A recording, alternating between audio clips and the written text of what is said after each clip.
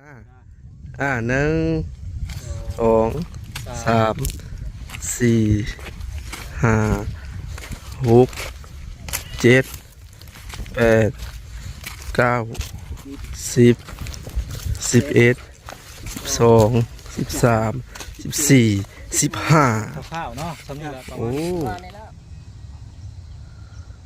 สบายดีพ่อพี่น้องฝั่งลาวและสวัสดีพ่อพี่น้องฝั่งไทยและก็ต่างประเทศนำเด้อมื้อนี้มาพ่อกันคือเก่าอีกแล้วกับช่อง YouTube บ่าวพรสตูดิโอเนาะพี่น้องซึ่งมาพ่อกันในบรรยากาศตอนสายๆเนาะพี่น้องตอนนี้ก็9 โมงกว่าๆเนาะก็คือสำหรับคลิปนี้บ่าวพรจะมาแจ้งเนาะพี่น้องมาแจ้งข่าวให้รับรู้นำกันเนาะพี่น้องเรื่องที่ดินอ้ายแก้วนั่นเองเนาะซึ่งเมื่อวานนี่ตอนแรงตอน5-6 โมงแรงทางซุมเฮากะพาไอ้แก้วมาเบิ่งที่ดินนะพี่น้องเนาะและก็เจ้าของที่ดินเพิ่นก็ได้มาเมื่อวานนะพี่น้องนัดกันช่วง5 โมงกว่าๆเนาะก็ถือว่าตรงตามเวลาเลยทีเดียวนัดกันนะพี่น้องเนาะซึ่งที่แรกบ่พรคิดอุกอั่งนะพี่น้องคิดอุกอั่งย้อนไว้ว่าย่านเจ้าของที่ดินน่ะเพิ่นบ่แบ่งให้นะพี่น้องเพิ่นบ่แบ่งให้นะเพราะว่าบ่พรได้ไปหาเพิ่นตั้งแต่ 2-3 วันที่ผ่านมาเนาะได้โทรหาเพิ่นก็บ่รับสายนะสงสัยเพิ่น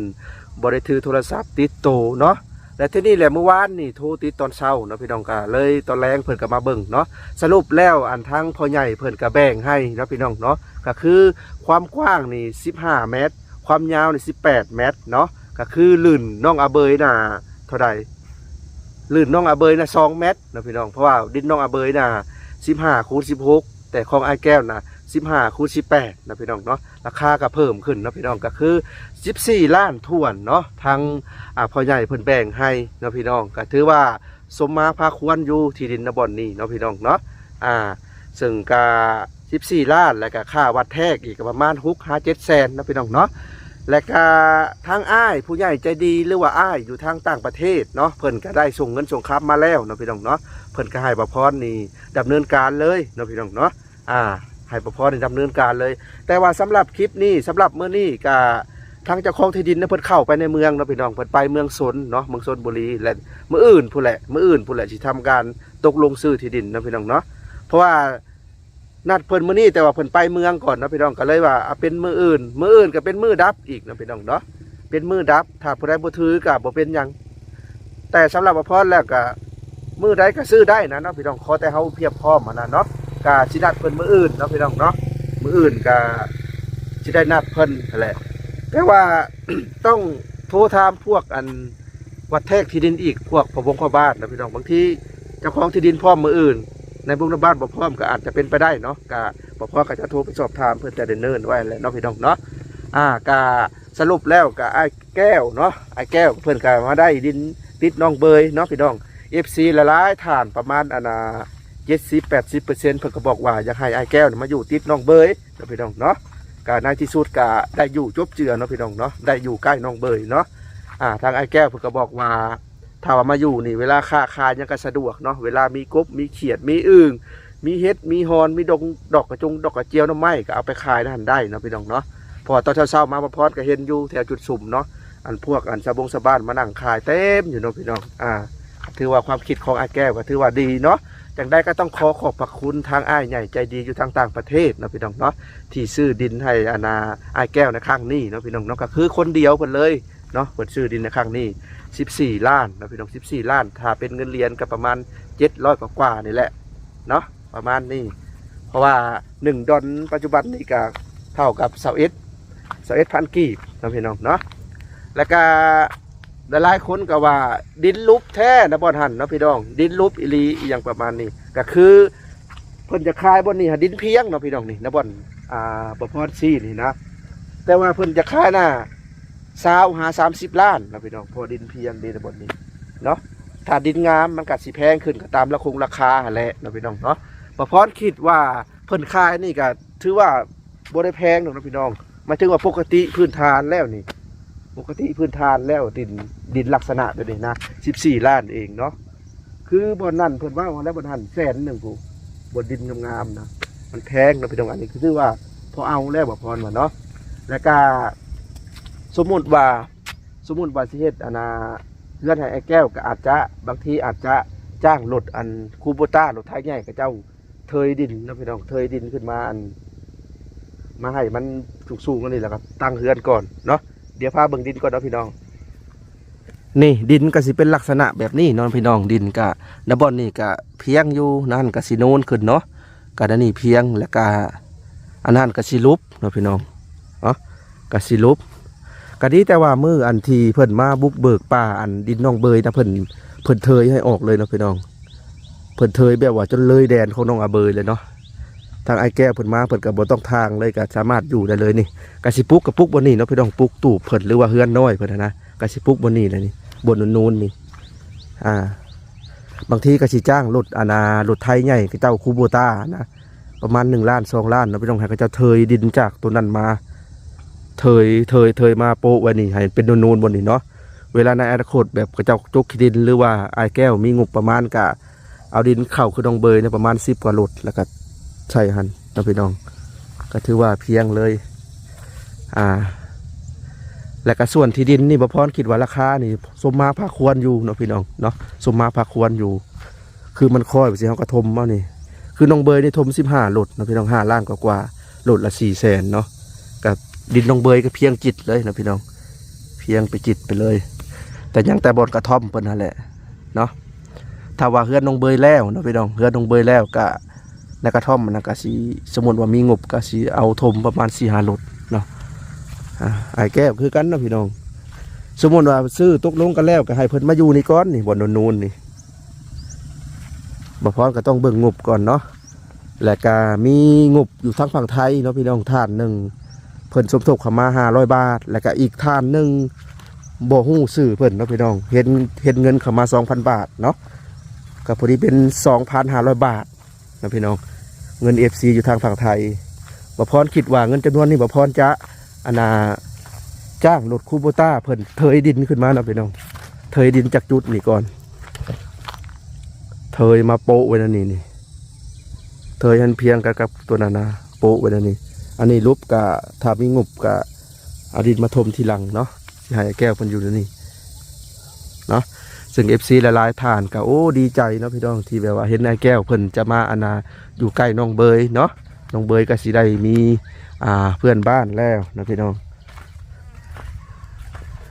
ทั้งพ่อใหญ่เจ้าของดินเพิ่นก็แบ่งให้ก็ดีแล้วนะพี่น้องเนาะซึ่ง FC หลายคนก็ว่าเอ้า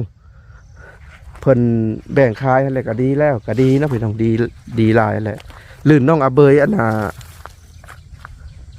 เมตรนะพี่น้องก็สิเลยมาไปสิเพราะว่าเพิ่นให้ทางลงมาสิทางยาวเนาะให้ลงมาทางค่อยๆ18 เมตรก็สิเลยน้องเบยมาจากนั่นมา2 เมตรประมาณเพียงนี้นะพี่น้องดินลักษณะแบบนี้เนาะถมดินกับระดับ15 รถของแก้วกว่าและ15นะพี่น้องเพราะว่ากระท่อมน้องเบยยังบ่ทันได้ถมในประมาณระดับ18 19พู้นแล้วนะพี่น้องถ้าสิให้เพียงอีหลีเพราะว่าดินน้องเบยมีแต่15 คูณ 16แต่กระท่อมยังบ่ทันได้ถมเนาะณบ่นั้นของแก้วนี่20ขึ้นไปพู้นเลยเนาะพี่น้องถ้าว่าจะให้มันเพียงคือน้องเบยนะครับ20หลดละ400,000ลองไล่เบิ่งนะพี่น้อง20 คูณ 400,000คือเพิ่นดันรวมดันเลยนะพี่น้องถ้าว่าเป็น350,000นะคือเพิ่นจะกองแล้วเพิ่นบ่ได้เอาหลดดันให้เนาะของแก้วรับ20พี่น้องเอ้ย20หลดนี่สิเพียงเลยเนาะเสียดายแต่เจ้าของที่ดินเพิ่นเข้าไปในเมืองเนาะพี่น้องเพิ่นไปเมืองชนบุรีเนาะเพิ่นไปธุระเพิ่นถ้าแม่นเพิ่นบ่ไปก็ว่าสิตกลงซื้อช่วงเที่ยงหรือว่าช่วงแรงๆเนาะทางอ้ายเพิ่นก็ได้ส่งเงินเข้ามาแล้วล่ะแต่บ่พรก็ยังบ่ทันได้ไปเอานะพี่น้องบ่ไปเอาเงินก็ไกลพุ่นแหละประมาณอยู่ในเมืองพุ่นแถวนี้บ่มีเนาะพี่น้องประมาณ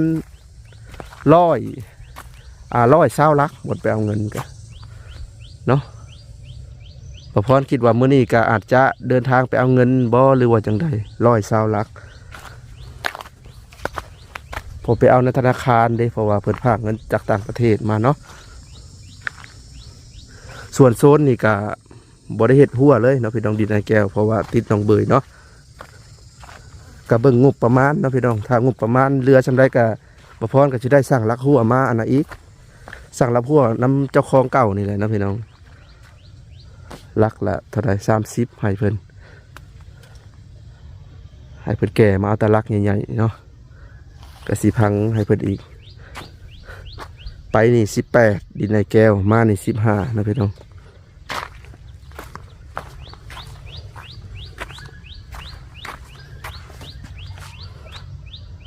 เหมาะสมสุดแหละบ่พรคิดว่านั้นนี่นะ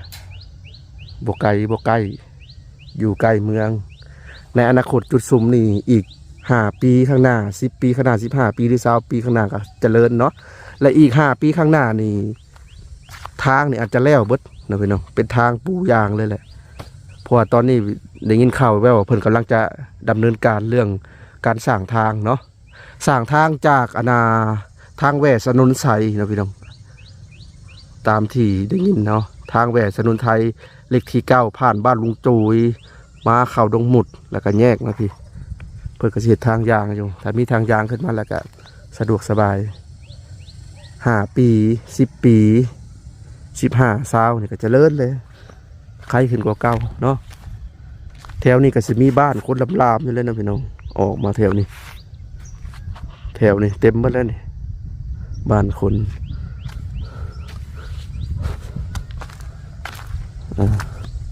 ส่วน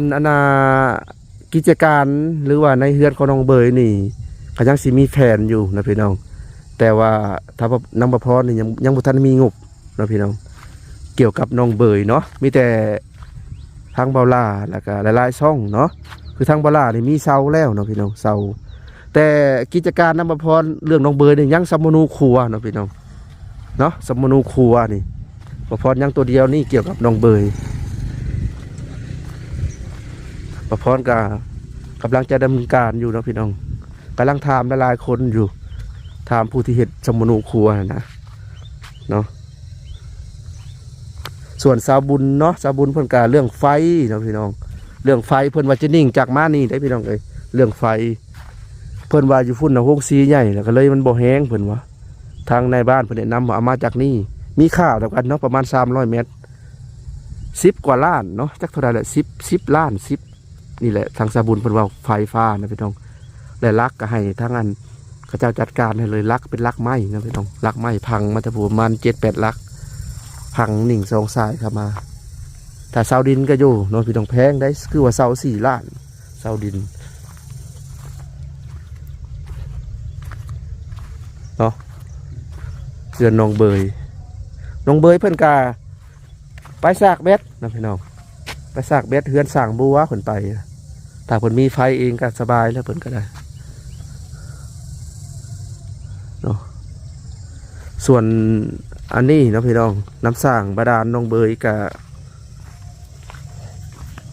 ได้หันหน้ามาแล้วกอกเนาะ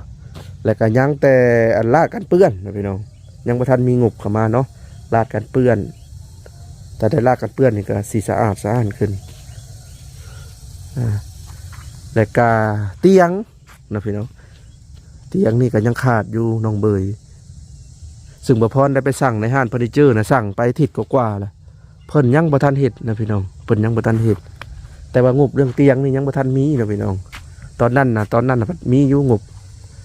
ผัดว่าไปใส่ลักหัวเบิดเนาะงบเตียงก็ได้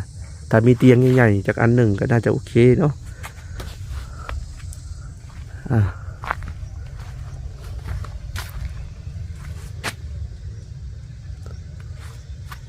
ถ้าแม่นทมนี่ก็ได้รับเฮือนน้องเบยนี่กระท่อมนี่ทมเบิดนี่เนาะสมมุติว่าเพิ่นแล้วเฮือนหยุกกระท่อมขึ้นก็ประมาณ2-3 หลดพูนนะพี่น้องปวกขึ้นเลยพี่น้องเลยเพราะว่าประพรคิดว่า1-2 ปียันไปแล้วนี่ดิปวกขึ้นเลยหัวแถวนี่มันเป็นหัวโพนเนาะนี่อีกอย่างก็ไม่เป็นนี่บ่เฮิงดอกนะพี่น้องปวกขึ้นนะ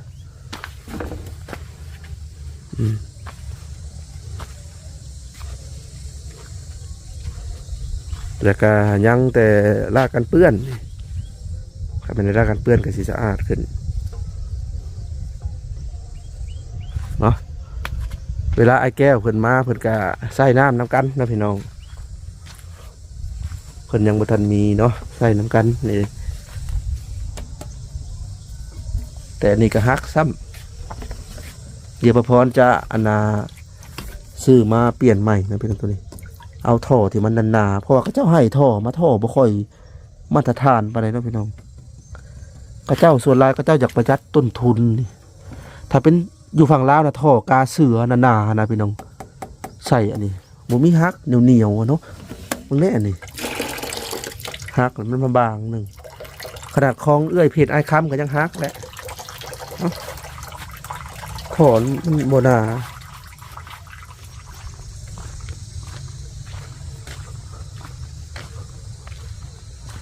ส่วนประตูก็ยังประทันได้มีเราพี่น้องเบยก็คือเอาอันนี้คล้องไปก่อนเนาะดึงตะหนาแล้วก็ไปคล้องใส่ตะปูลักนั่น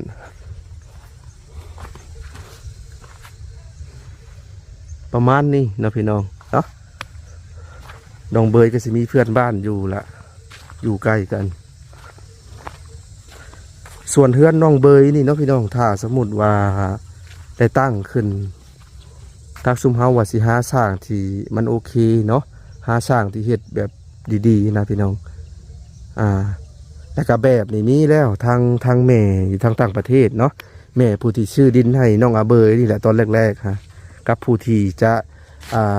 เฮ็ดสมุนครัวน้องเบยแล้วก็ผู้ที่ถมดินนี่เลยเนาะเพิ่นก็ได้ส่งแบบเข้ามาแล้วละเฮ็ดตามนี้นะพี่น้องมีอยู่แบบแต่ว่าต้องหาสร้างที่มีฝีมือแน่คือน้องเบยอาจจะตั้งไปในโซนนี้เนาะพี่น้องโซนนี้อยู่ระหว่างนี้อาจจะปิดลังไปพุ่นปิดหน้าไปเส้นทางใหญ่พี่เนาะตะเวนออกทางนี้ก็ปิดลังไปพุ่นตะเวนตกทางนี้เนาะตามที่แม่เพิ่นแนะนำมาเนาะพี่น้องก็สิตั้งบนนี้แล้วนี่ระหว่างตรงกลางส่วนห้องน้ำก็อาจจะอยู่โซนนี้อันนี้คือในอนาคตนะพี่น้องห้องน้ำก็อยู่โซนนี้คิดว่าหน้าปิ่นไปฝุ่นเปิดกระสิมีพื้นที่ใจซอยระหว่างนั้นมานัดเนาะ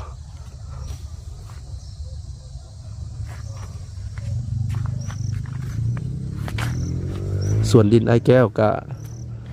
เวลาฝนตกก็คือว่าแล้วนะพี่น้องเนี่ยน้ำมันจะไหลนี่ดิไหลลงมานี่ถ้าเพิ่นได้ทมดินคือน้องอาเบยนี่โยบ่ย่านดอกเนาะพี่น้องนี่ระดับซาวหลุดนะพี่น้อง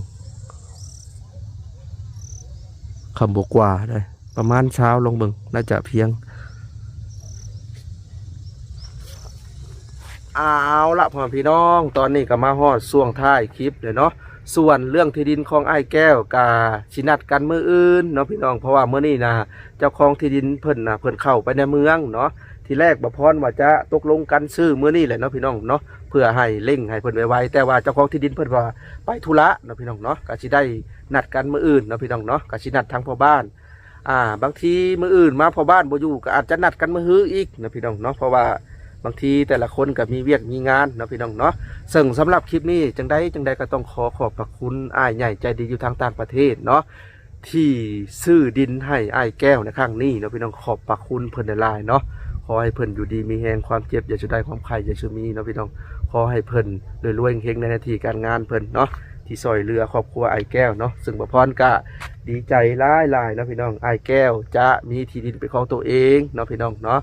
และก็อยู่ใกล้สถานที่ที่มันเจริญแน่เนาะถึงอ้ายผู้ที่ซื้อดินนี่เพิ่นก็มองอนาคตเนาะพี่น้องเพิ่นบอกว่าอยากให้อยู่ใกล้ๆบ่อนเจริญแน่เวลาลูกเพิ่นไปโรงเรียนก็สามารถย่างไปได้หรือว่าปั่นจักรยานไปได้เนาะถ้าว่าอยู่ใกล้อยู่บ่อนนั้นบ่อนเพิ่นอยู่ปัจจุบันนี่ก็อยู่มันก็เด็กน้อยเนาะเพิ่นก็ว่าบ่อยากไปและไกลโรงเรียนเนาะทางอ้ายเพิ่นก็มองเห็นอนาคตเนาะพี่น้องและก็ FC ทางฝั่งไทยหลายๆท่านก็มองเห็นอนาคตคือกันเนาะพี่น้องอยากให้เพิ่นอยู่ใกล้น้องเบยเนาะหลายๆคนก็อยากให้อยู่ใกล้มันสะดวกสบายเนาะพี่น้องเนาะจังใดก็ต้องขอบพระคุณทุกๆคนเนาะที่เข้ามาครับเบิ่งครับชมแล้วก็ทุกๆคนทุกๆท่านที่เป็นกำลังใจให้ครอบครัวทางไอ้แก้วแล้วก็เป็นกำลังใจให้ทางซ่องบ่พรนำเนาะพี่น้องเนาะ มีแต่ว่านัดกันมื้ออื่นเนาะพี่น้องสิทำการตกลงซื้อที่ดินเนาะแล้วนะพี่น้องสำหรับคลิปนี้บ่พรขอตัวลำลาพ่อแม่พี่น้องทุกๆท่านไปแล้วเด้อเอาไว้โอกาสหน้าพอกันใหม่เอาไว้คลิปหน้ามาพอกันใหม่เนาะพี่น้องไปแล้วสบายดีและสวัสดีเด้อ